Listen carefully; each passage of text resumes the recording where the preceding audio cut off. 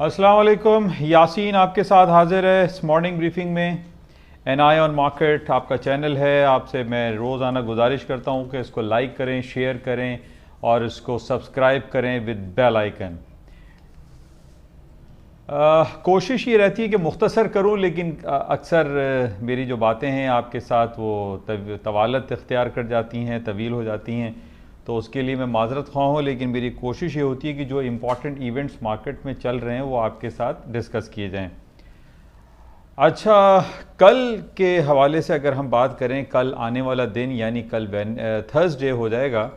और कल के ऊपर ही बहुत सारी बातें मार्केट में चल रही हैं कि जनाब अमेरिका की कंज्यूमर प्राइस इंडेक्स की रिपोर्ट आने वाली है और उसी के ऊपर जो है पूरी मार्केट जो है वो मूव कर रही है। ख़बरें हमारे पास काफ़ी अरसे से ये आ रही हैं कि अमेरिका का central bank, federal reserve bank, वो ये चाह रहा है कि वो अपने शरह सूद में इजाफा कर दे और उस शरह सूद में इजाफे की वजह से मार्केट में उतार चढ़ाव आता है। जैसे कि पहले भी मैंने आपसे बयान किया कि जब तक अमेरिका अपने इंटरेस्ट रेट को नहीं बढ़ा देता उस वक्त तक स्टॉक मार्केट में जो बातें हो रही हैं कि स्टॉक गिर जाएंगे, फॉल हो जाएंगे, वो अभी तक फॉलिंग साइड पे हमें दिखाई नहीं दे रहा। तो बहरहाल कल के हवाले से ये सारी ख़बरें चल रही हैं कि जनाब CPI कंज्यूमर प्राइस इंडेक्स का जो आदाद शुमार होंगे वो बड़ी अहमियत के हामिल होते हैं और उस बेसिस पे ही हम ये देख रहे हैं जो फोरकास्ट आज से अवेलेबल है उसमें ये कह रहे हैं कि जनाब जो मंथली बेसिस पे जो CPI की रिपोर्ट हो रही है वो डाउनफॉल का शिकार हो रही है, जो कि बड़ा ज़बरदस्त अच्छी बात है कि जनाब अमेरिका में इफरात ज़र जो कि पिछले 40 साल की बुलंद तरीन सतहों पर हम सुनते चले आ रहे हैं उसमें थोड़ी सी कमी आ रही है मंथली बेसिस पे। लेकिन ईयर ऑन ईयर पे जो बातें हो रही हैं उसमें जो कंज्यूमर प्राइस इंडेक्स CPI है, इफरात ज़र है, वो बढ़ता हुआ दिखाई दे रहा है। तो एक मिक्स रिएक्शन दिखाई देगा कल बरोज़ जुमेरात को। बहरहाल इस हवाले से आज से ही हम देख रहे हैं कि डिफरेंट मीडिया पे, चैनल्स पे जो प्लेटफॉर्म है, डिफरेंट जो ख़बर रसाई एजेंसीज़ कहलाती हैं उसमें ये तमाम बातें बहुत ज़्यादा दिखाई दे रही हैं कि कंज्यूमर प्राइस इंडेक्स के आदाद शुमार आने के बाद बाज़ारों में काफ़ी उतार चढ़ाव मुमकिन है। अब बहरहाल ये तो आने के बाद ही पता चलेगा। नॉर्मली अक्सर हमारे पास यही होता है कि ख़बरें बहुत अच्छी आने शुरू हो जाती हैं, फोरकास्ट आती है कि जनाब CPI डाउन आ रहा है और आने के बाद पता चला कि CPI प्लस में आ गया, जो मार्केट में एक अजीब व गरीब बेहंगम मूवमेंट दिखाई देती है। तो बहरहाल ये कुछ ख़बरें हैं और वो कल हम देखेंगे। लेकिन आज जो हमारे पास डिफरेंट ख़बर चल रही है, ख़ास तौर पे जो चाइना और US के दरमियान एक कोल्ड वॉर वाली सिचुएशन है। पाकिस्तान के वज़ीर आज़म इमरान खान साहब ने एज अ इंटरमीडिएरी के तौर पर अपना किरदार निभाने की बातें की हैं कि जनाब जब से ख़ास तौर पे पिछले हफ्ते इमरान खान साहब जब चाइना के 4 रोज़ा दौरे पर गए और वहाँ पर उनकी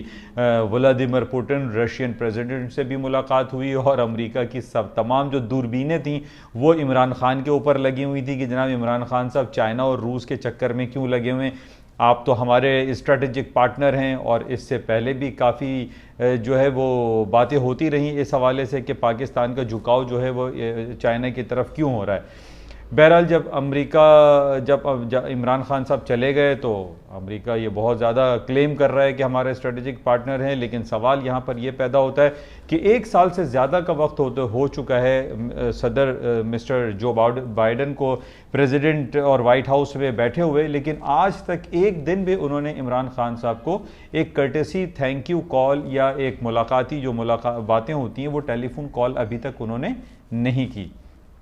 इस हवाले से बहुत सारी बातें हो रही हैं कि जनाब इससे अच्छे तो ट्रंप साहब थे, ट्रंप साहब कम से कम कॉल करके हाल अहवाल खैरियत ज़रूर लेते थे और पाकिस्तान को जब आप स्ट्रेटेजिक पार्टनर कहते हैं तो आपको उसका तो भरपूर ख्याल रखना चाहिए। लेकिन हम ये देख रहे हैं कि जो रिपोर्ट्स हमारे पास आ रही है उसमें पाकिस्तान जो है वो चाइनीज़ ब्लॉक में जाता हुआ दिखाई दे रहा है। इसके साथ ही व्लादिमीर पुतिन साहब ने इमरान खान साहब को दावत भी दी है और इस महीने कहा जा रहा है कि इमरान खान साहब जो है वो रशिया के दौरे पर भी जाएंगे, जो कि एक बहुत एक खुश आइन बात है कि Pakistan as a strategic partner China के साथ भी है, रूस के साथ भी है और वो अपने ताल्लुकात तमाम जो करीबी ममालिक हैं उनके साथ अच्छा रखना चाहता है। और अगर हम देखें तो अमेरिका तो 7 समंदर पार दूर है, लेकिन हमारे जो करीबी पड़ोसी ममालिक कहलाते हैं उसमें रूस भी है और आपका चाइना भी है। और इसी तरीके से हम इंडिया से भी चाहते हैं कि एक अच्छे तिजारती रवाबित हमारे कायम हो सकें और इस हवाले से बहुत सारी बातें होती हैं। लेकिन ये कि कश्मीर का मामला जब बीच में आता है तो उसके बाद तमाम मामला ठंडे हो जाते हैं। तो बहरहाल ये एक बड़ा इम्पॉर्टेंट पहलू है और हमारी ये दरख्वास्त और कोशिश भी पाकिस्तान की है कि चाइना के साथ और रूस के साथ, इवन के अमेरिका के साथ मिलकर कश्मीर का जो एक देरीना मसला है, जो कि एक प्लेबिसिट वहाँ पे कराना है, उसको हल किया जाए ताकि पाकिस्तान एक ग्रोइंग इकॉनमी के तौर पर भरपूर अंदाज में सामने आ सके। बहरहाल ये बड़ी अच्छी बातें हैं थी जो कि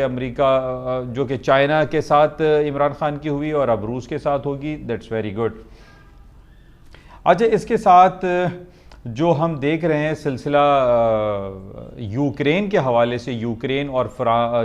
और रूस में जो मामलात गंभीर सूरत हाल इख्तियार करते चले जा रहे हैं। कल भी मैंने आपसे, इससे पहले वाली क्लिप में मैंने आपको आगाह किया था कि बेसिकली ये जो यूक्रेन का मसला है क्या, यूक्रेन के ऊपर जो है वो रूस चढ़ाई क्यों कर रहा है। बेसिकली यूक्रेन 1991-92 से पहले रूस का एक हिस्सा था और अब यूक्रेन ये चाह रहा है या नेटो वाले ये चाह रहे हैं, नेटो जो कि नॉर्थ अटलांटिक ट्रीटी ऑर्गेनाइजेशन है जिसके अंदर कमोबेश 29-30 ममालिक शामिल हैं, वो ये कोशिश कर रहे हैं कि यूक्रेन को भी अपने अंदर समोलें। इसके खिलाफ रूस खड़ा हुआ है और रूस ये चाहता है कि नेटो के साथ यूक्रेन का इल्हाक ना हो, जिसकी बेसिस पे हमने ये देखा कि बहुत ज़्यादा चढ़ाई शुरू की रूस ने यूक्रेन के बॉर्डर्स पे और अभी भी वहाँ पे 1,10,000 फौजी तैनात हैं और जिसकी बेसिस पे हम ये देख रहे हैं कि एक खलफशार, एक टेंस माहौल पैदा होता चला जा रहा है। और ये हमें मालूम है कि जब भी ये टेंस और जो खलफशार, जो एनार्की और हालात जो खराबी की तरफ जाते हैं या कन्वेंशनल वॉर की तरफ जब जाते हैं तो सोने की कीमतों में खातिर खा इजाफा होता है। और पिछले 4-5 दिनों से हम ये देख रहे हैं कि जो पिछले 10-12 दिन पहले गोल्ड की मार्केट ने 1778 का जो लो किया था, टेक्निकली बड़ा ज़बरदस्त इंपॉर्टेंट सपोर्टिंग लेवल था, वहाँ से मार्केट उठते उठते आज हम देख रहे हैं कि 1830 तक मार्केट पहुँच चुकी है। और इसकी वजूहात सिर्फ और सिर्फ यही हैं जो 2-3 मैंने कई बार आपसे जिक्र किया। एक तो ये यूक्रेन और रशिया के जो टेंस हालात हैं, एक वॉर की तरफ जो ये बढ़ता चला जा रहा है मामला, यानी ये जंगी सूरत हाल न सिर्फ यूक्रेन और रूस के दरमियान होगी बल्कि हम ये देख रहे हैं कि इसके अंदर अमेरिका भी डायरेक्टली या इनडायरेक्टली इन्वॉल्व होता हुआ दिखाई दे रहा है। यूरोपियन यूनियन है, बरतानिया है जिसको हम नेटो अलायंस कहते हैं, या नेटो को सिंपली एक वॉशिंगटन ट्रीटी भी कहा जाता है। बैक इन 1940s या सेकेंड वर्ल्ड वॉर के बाद यह सिलसिला शुरू हुआ था और यह नेटो प्योरली रूस के अगेंस्ट में क्रिएट किया गया था इन 1940s में। सेकेंड वर्ल्ड वॉर की बात ये हो रही है। तो इस बेसिस पे हम देख रहे हैं कि बहुत टेंस हालात हैं और अगर रूस ने इन्वेड किया यूक्रेन के ऊपर तो इसके अंदर ना सिर्फ यूरोपियन ममालिक बल्कि अमेरिका, बरतानिया, ये सब एक दूसरे से जो है बड़े हालात ख़राब होते हुए दिखाई दे रहे हैं, जिसकी वजह से हमें नॉर्मली यही देखा है जब भी टेंस हालात होते हैं तो सोने, चांदी, पैलेडियम, प्लाटिनम, ये जितने भी प्रेशियस मेटल्स हैं इसके अंदर इजाफा हो जाता है। और अभी भी यही दिखाई दे रहा है कि ये जो कन्वेंशनल वॉर की तरफ दुनिया जा रही है यूक्रेन के बेसिस पे, और दूसरी तरफ हम ये देख रहे हैं कि अमेरिका या दूसरे जो ममालिक हैं उन्होंने अभी तक अपने शरह सूद में किसी किस्म का इजाफा नहीं किया, सिवाय ये कि पिछले दिनों बरतानिया ने 25 basis point interest rate raise किया था। तो बहरहाल जो अभी हमें इंटरेस्ट रेट हायर नोट्स पे चाहिए, यानी 5%, 6%, 7%, वो तो अभी बहुत दूर है। लेकिन पॉइंट यही है कि जब तक एक drastically upside move interest rate में नहीं आता है, मॉनेटरी पॉलिसी टाइटनिंग की तरफ नहीं जाती, सोने की कीमतों में इतना ज़्यादा गिरावट दिखाई नहीं देती। एंड प्लस जैसे कि मैंने पहले भी आपसे कहा था कि जब दुनिया की स्टॉक मार्केटें तारीखी बुलंदियों की तरफ रवा दवा हैं तो इन बेसिस पे भी हम देखते हैं कि सोने का जो इस्तेमाल है वो आपके gadgets, mobile, computer, laptop, hi-tech technology, आपकी ऑटोमोबाइल इंडस्ट्री, इन तमाम में ये तमाम gold, silver, palladium, platinum, lead, nickel, copper, ये सब का इस्तेमाल होता है। तो इन बेसिस पे भी हम यही रिफ्लेक्ट करते हैं कि सोने की कीमतों में मजीद तेज़ी बरकरार रहेगी। तो बहरहाल ये पॉइंट बड़ा इंपॉर्टेंट है और इन तमाम चीज़ों को देखना बड़ा इंपॉर्टेंट रहता है। अच्छा, इसके साथ जो हमारे पास जो दूसरी खबरें चल रही हैं, ख़ास तौर पे पूरी ओवरऑल इकॉनमी को जब हम देखते हैं और उसमें जो स्टॉक मार्केट एक बड़ा एक बैकबोन की हैसियत रखता है, इसमें हम ये देख रहे हैं कि दुनिया की वन ऑफ द जो बिगेस्ट कंपनीज़ हैं जिसमें Apple, Amazon, alphabet, Google, Microsoft,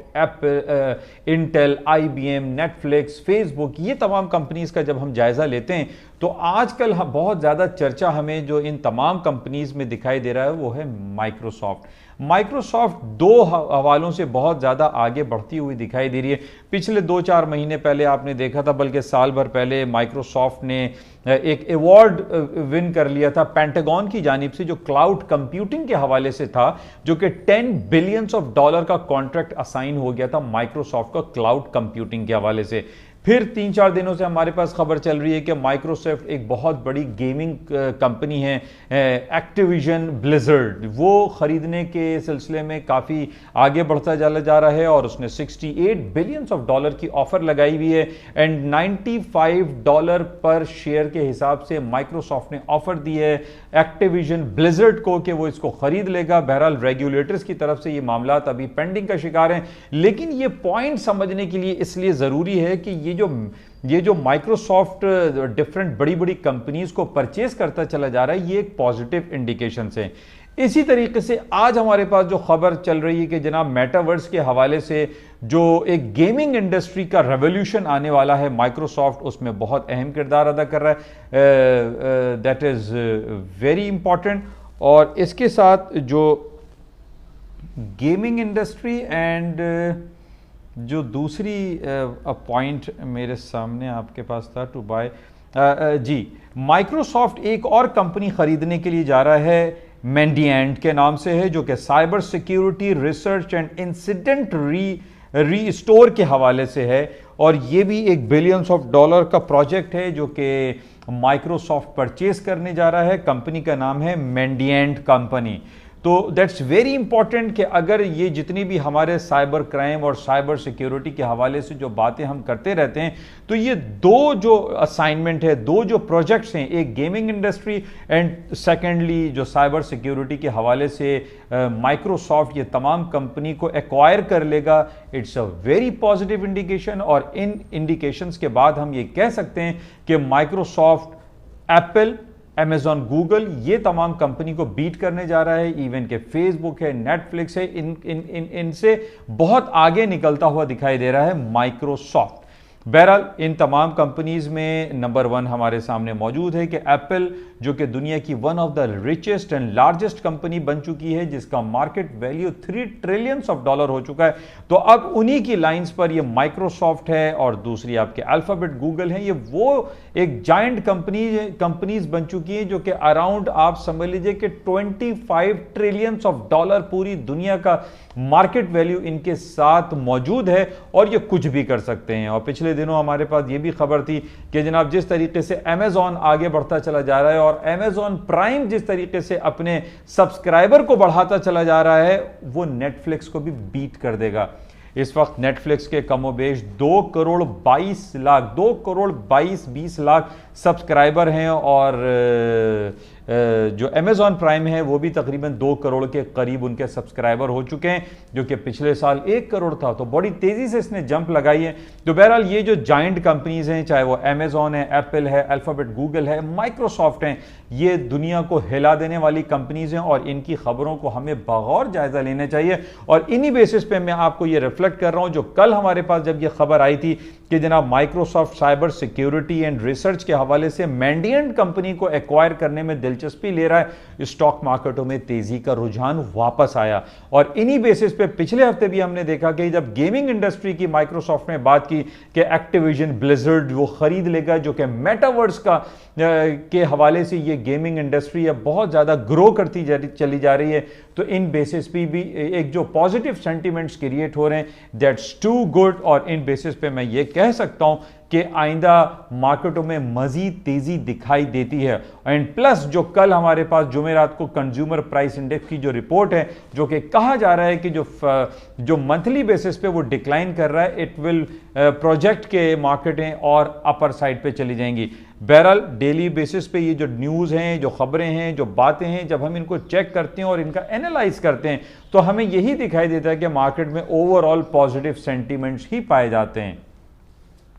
बहरहाल इस गेमिंग इंडस्ट्री के हवाले से और जिस तरीके से साइबर सिक्योरिटी के हवाले से जो बातें चल रही हैं और जो छोटी छोटी कंपनीज जो हैं ये माइक्रोसॉफ्ट और बड़ी बड़ी कंपनीज ये एक्वायर कर लेती हैं, मैं अपने तमाम उन बच्चों को जो आजकल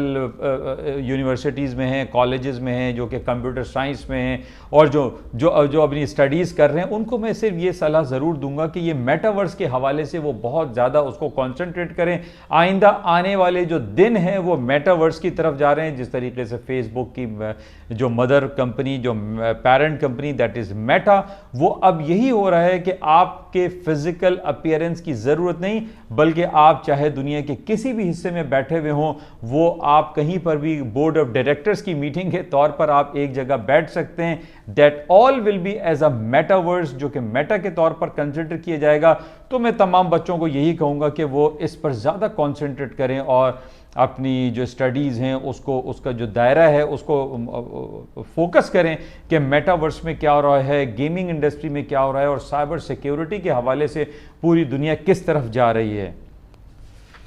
तो बहरहाल ये कुछ इंपॉर्टेंट ख़बरें आपके साथ शेयर की जा रही हैं, की जाती रहेंगी और होपफुली कि इससे कुछ ना कुछ आपको इस्तेफादा होगा और एक पॉजिटिव सेंटिमेंट्स आपको या नेगेटिव सेंटिमेंट्स के हवाले से आपको ख़बरें मिलती रहती हैं कि जनाब जो जंगी सूरत हाल है पूरी दुनिया में यूक्रेन के हवाले से, इस पर गोल्ड की मार्केटों में क्या होगा और ये माइक्रोसॉफ्ट जो कुछ कर रहा है गेमिंग इंडस्ट्री और साइबर सिक्योरिटी के हवाले से, इससे पूरी दुनिया की स्टॉक मार्केटों में क्या कुछ होगा। बहरहाल ये कुछ पॉजिटिव और नेगेटिव मिला जुला रुझान बातें आपके साथ डेली बेसिस पर होती हैं। होपफुली इससे फ़ायदा कुछ ना कुछ होगा। आखिरी में मैं ये अपने जवाब जो सोने के कारोबार में मुंसलिक हैं उनसे यही कहूँगा कि सोने की कीमतों में अभी भी तेज़ी बरकरार है और उसकी वजूहात आपके सामने हैं। यूक्रेन है, रूस है, फिर सऊदी अरब, मुत्तहिदा अरब इमारात के साथ जो हौसी कबाइल, यमन के साथ जो मसाइल चल रहे हैं, फिर हमारे सामने ये जो इसराइल और फ़लस्तीन के मामला जब दिखाई देते हैं तो इसमें गोल्ड की कीमतों में तेज़ी ही दिखाई देती है। एंड फाइनली क्योंकि अभी तक अमेरिका ने अपने इंटरेस्ट रेट में कोई इजाफा नहीं किया है जिसकी बेसिस पे सोने की कीमतों में मज़ीद तेज़ी बरकरार रहेगी। तो ये कुछ बातें आपके साथ शेयर की गई, इंशाल्लाह राब्ते में रहेंगे और कल ख़ास तौर पे देखते हैं कि अमेरिका की CPI की रिपोर्ट क्या आती है। जाते हुए आपसे गुजारिश कि इस YouTube चैनल को प्लीज़ लाइक करें, शेयर करें और सब्सक्राइब करें with bell icon. Thank you, खुदा हाफिज़।